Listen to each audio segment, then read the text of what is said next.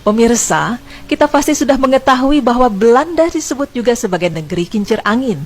Namun tahukah Anda bahwa Belanda bukanlah negara asal-usul ditemukannya kincir angin? Kincir angin pertama dibangun pada masa pemerintahan Umar bin Khattab sekitar 3.000 tahun yang lalu di Persia. Ukuran kincir angin pertama itu lebarnya 0,5 meter dan tinggi 3,5 hingga 4 meter. Kincir angin tersebut memiliki 8 sirip yang berputar secara vertikal mirip putaran gasing.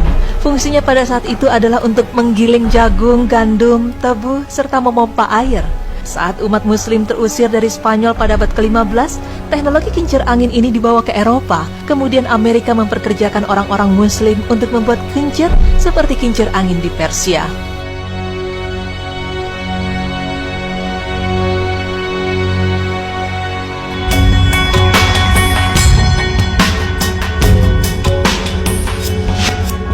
Penemuan yang satu ini cukup mengejutkan.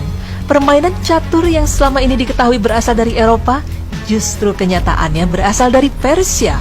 Dari sanalah catur menyebar ke arah barat Eropa, di mana catur diperkenalkan oleh bangsa Moor di Spanyol pada abad ke-10. Kata benteng yang terdapat dalam permainan catur berasal dari kata Rusia, ruh, yang artinya kereta. Tahukah Anda pemirsa, bahwa gips yang juga merupakan salah satu benda yang ditemukan oleh ilmuwan muslim, ia adalah Abu al-Zahrawi yang merupakan seorang dokter ahli bedah.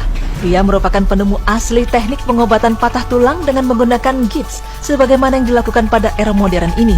Sebagai seorang dokter era kekhalifahan, dia sangat berjasa dalam mewariskan ilmu kedokteran yang penting bagi era modern ini. Al-Zahrawi lahir pada tahun 936 di kota Al-Zahra, yaitu sebuah kota yang terletak di dekat Cordoba di Andalusia yang sekarang dikenal dengan negara modern Spanyol di Eropa. Al-Zahrawi selain termasyhur sebagai dokter yang hebat, juga termasyhur karena sebagai seorang muslim yang taat. Dalam buku Historiografi Islam Kontemporer, seorang penulis dari perpustakaan Filiyuddin Istanbul di Turki menyatakan, Al-Zahrawi hidup bagaikan seorang sufi. Dia melakukan pengobatan kepada para pasiennya secara cuma-cuma. Dia seringkali tidak meminta bayaran kepada para pasiennya, sebab dia menganggap melakukan pengobatan kepada para pasiennya merupakan bagian dari amal atau sedekah.